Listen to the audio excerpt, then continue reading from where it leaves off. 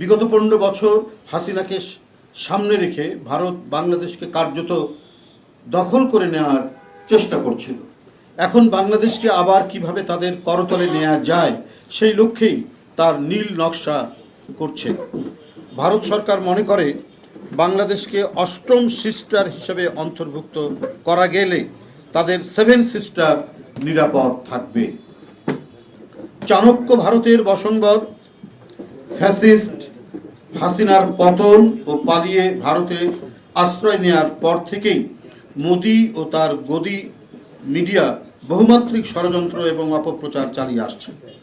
তারা চরম হতাশা আহাজারিতে নিমজ্জিত। তাদের আচরণ ক্রমশ স্পষ্টত অসুপ্রতিবেশী সুলভ, অস্বাভাবিক এবং এক দেশদর্শী। একজন স্বৈরাচারের পতন নিয়ে কোনো দেশের এমন আহাজারি বিশ্বে বিরল। ভারতের কতিপয় গণমাধ্যমে বাংলাদেশের সংখ্যালঘু নির্যাতনের বানোয়াট গল্প প্রচার ও প্রোপাগান্ডা চালিয়ে সাম্প্রদায়িক উস্কানি দিয়ে চলেছে। ভারতীয় সাম্প্রদায়িক শাসক গোষ্ঠী ও হাসিনার যৌথ ইন্ধনে ভারতীয় কিছু উগ্র হিন্দুত্ববাদী গণমাধ্যম এমন অপকর্মে লিপ্ত রয়েছে। একবারে ন্যায় বিচার হয়েছে, এই বিচার হয়নি আওয়ামী লীগের আমলে।